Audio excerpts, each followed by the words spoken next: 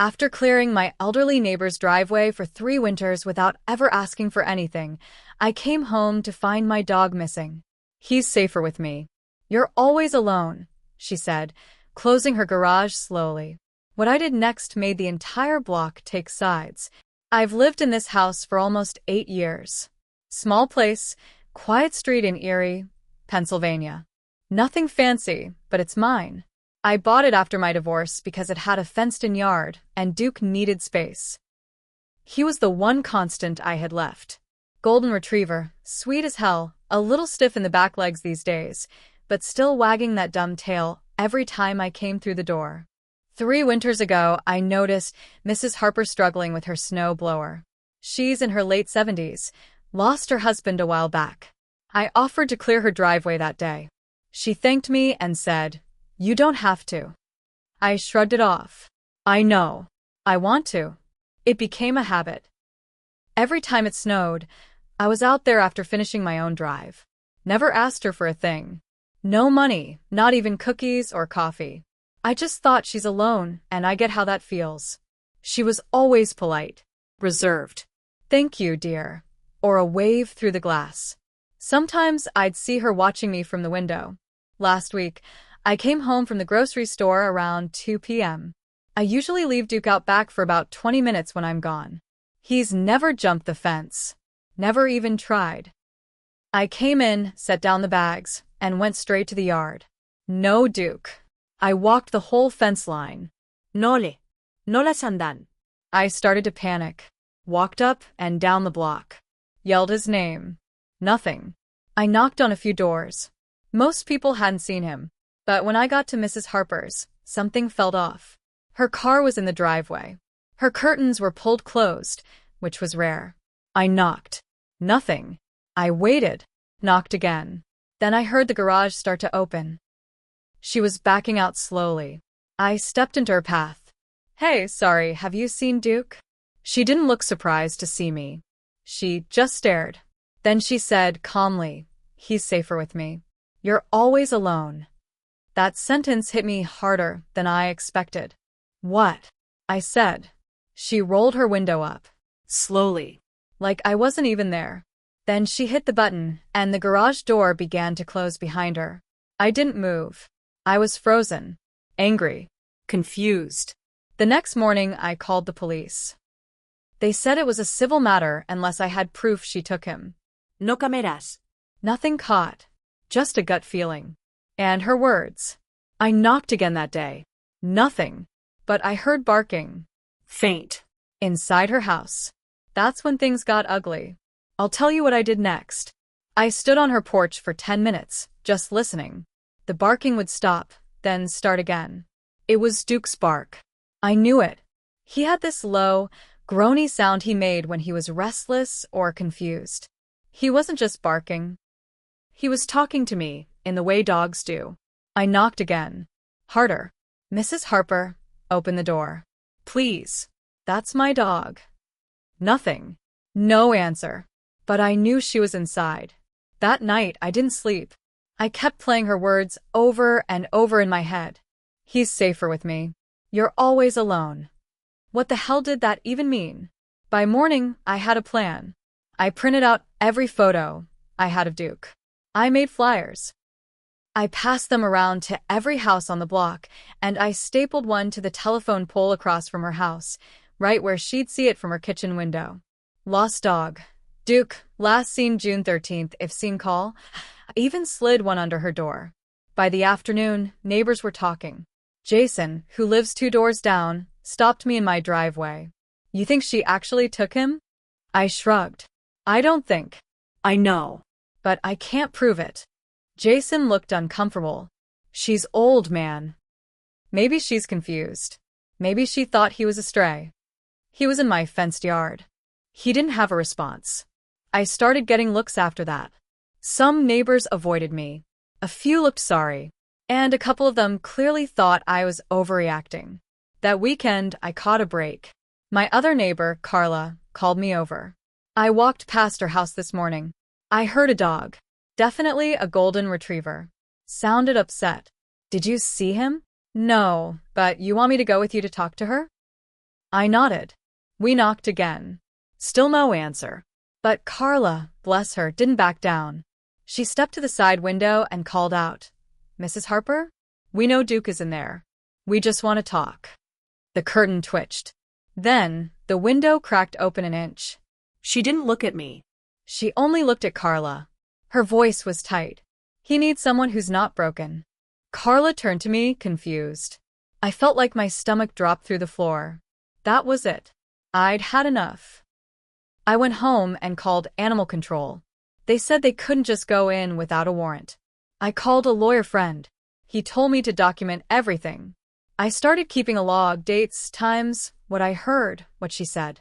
And I got a camera. Installed it facing her house, zoomed on her driveway and garage. Just in case. That's when the real shift started happening on the block. People started choosing sides. Some neighbors started walking their dogs on the other side of the street when they passed my house. A few unfriended me on Facebook. Someone took down one of my flyers and left it in my mailbox with "Leave her alone" written across it in red pen. But others? They brought me food. They asked if I needed anything. One woman, who I barely knew, said, "My cousin's a vet tech. If she gets him to a vet, they can scan his chip." That gave me an idea. I called every vet in town. Gave them Duke's microchip number. Told them to call me if he showed up. 2 days later, the call came. Mrs. Harper had brought Duke in for a checkup. She said she'd found him wandering. The tech scanned him. Saw my name. Saw my phone number. I drove there so fast, I barely remember the road. When I walked into that exam room and Duke saw me, he howled. I don't mean barked. I mean howled. He tried to jump off the table. Mrs. Harper froze. Her hands clenched in her lap. The vet came in awkward. "There's been some confusion." I looked her in the eye and said, "Give me my dog." She didn't argue. But she didn't apologize either. She just stood up, slowly, and said, "He'll miss me." And then she walked out. I brought Duke home, but something was off. He was quieter. Followed me everywhere. Flinched when I closed a cabinet too hard. He wouldn't go near the back door. I sat on the floor with him that night, stroking his back. "She didn't hurt you, did she?" He pressed his head into my lap. I thought maybe that was the end of it. Maybe she'd retreat. Maybe people would drop it. But I was wrong. 2 days later, someone egged my truck. Not a kid prank. Dozens of eggs, smashed into the windshield and down the side. It had to have happened overnight. I had no proof, no cameras on that side of the house. I knew it was about her. I started getting mail addressed to dog abuser and selfish recluse. No return address. No stamps. Just slipped into my box. Then Jason, same guy who'd been on the fence, caught me outside and said, "You know she's telling people you locked Duke outside in the snow all the time, right?" Said she found him shivering in the yard.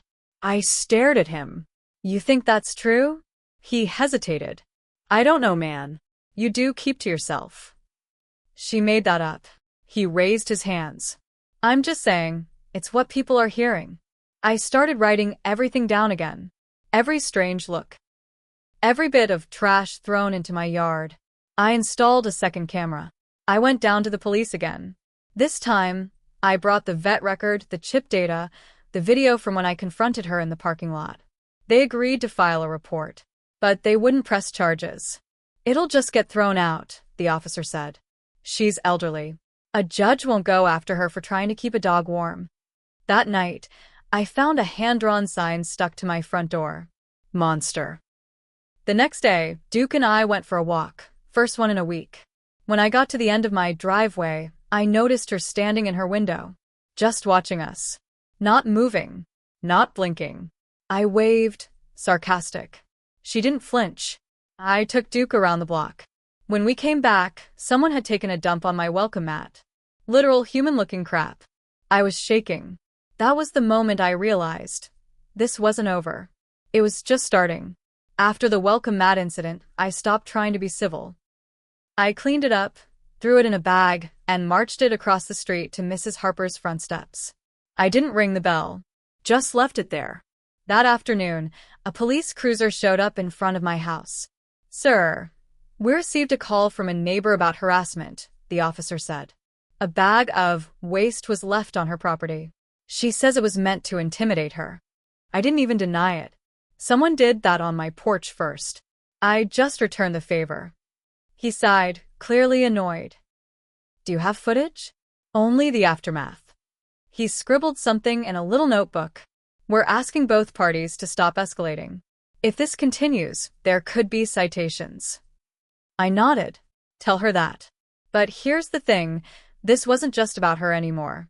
That week, I got a letter from the Homeowners Association. I didn't even remember we had one. It claimed I was causing division in the neighborhood and that multiple residents had complained about me creating a hostile environment.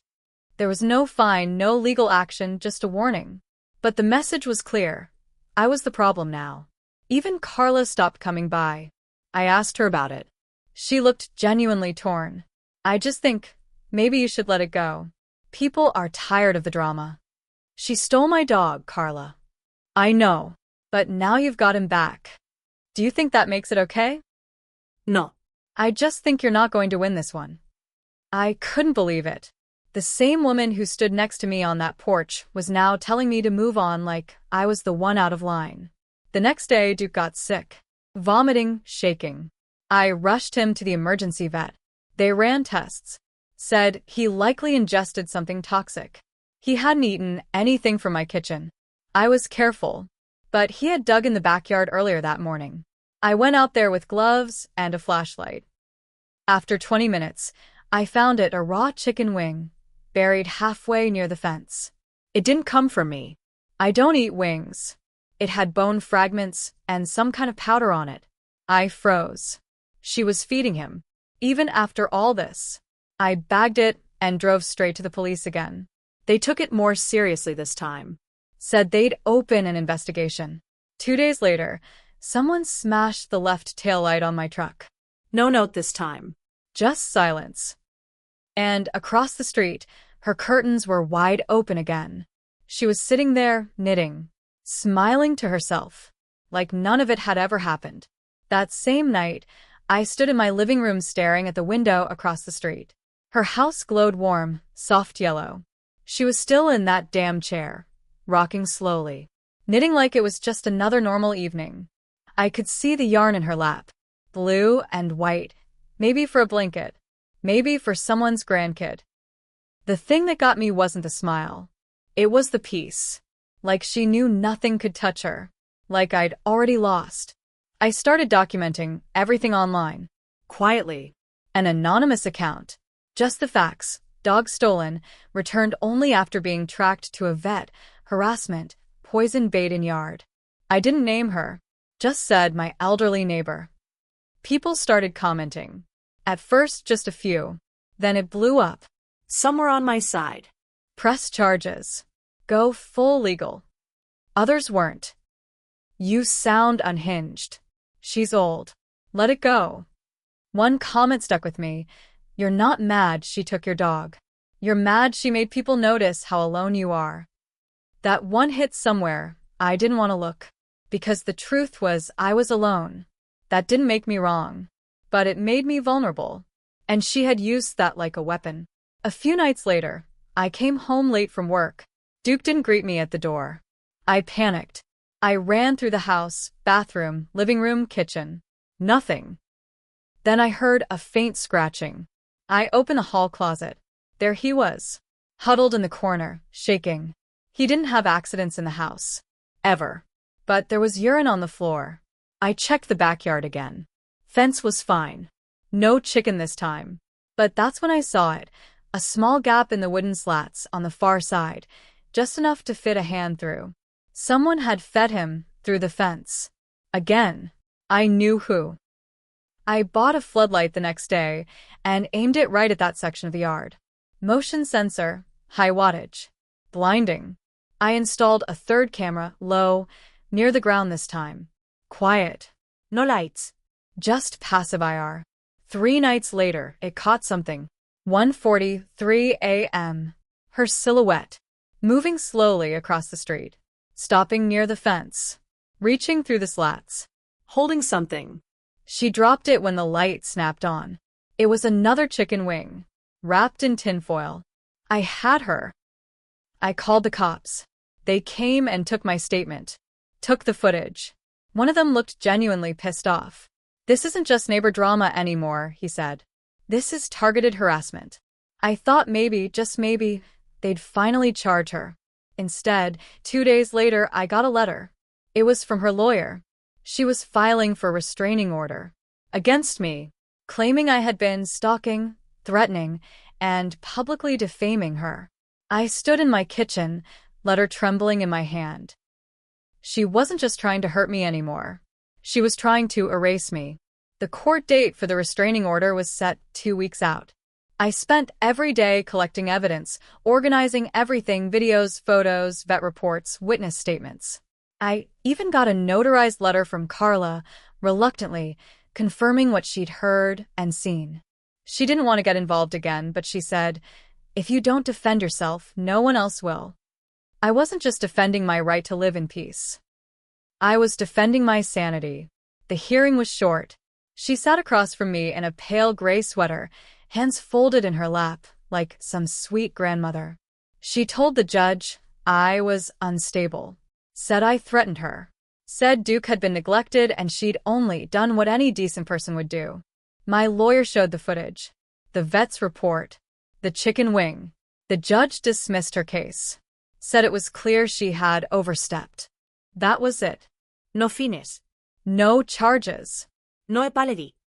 I walked out of that courthouse and sat in my truck for 20 minutes, not moving. I didn't feel vindicated. I didn't feel relief. I felt hollow, because nothing had really changed. Back on our street, things were quieter. The egging stopped. The stares faded. But the damage was done. Duke had a scar on his side now from scratching too hard during one of those panicked closet moments. The grass in my backyard never fully grew back from the trench I dug looking for poison food. And every time I passed her house, I felt this cold weight settle in my chest. She still waved at the mailman, still smiled at neighbors walking by, like none of it happened. I thought about moving. I even packed a few boxes. But every time I saw Duke asleep by the front window, I stopped. This was his home, too, and she wasn't going to take that away from us. Sometimes I stand at the window and watch her house go dark, one room at a time. And I wonder what story she tells herself about all of this, if she really believes she did the right thing, or if she just needed someone to blame for the quiet in her own life. Either way, she chose me. And now every smile I give a neighbor feels forced, like I'm trying to prove I'm still a good person. But the truth is, I don't wave back anymore. I just take Duke inside and lock the door.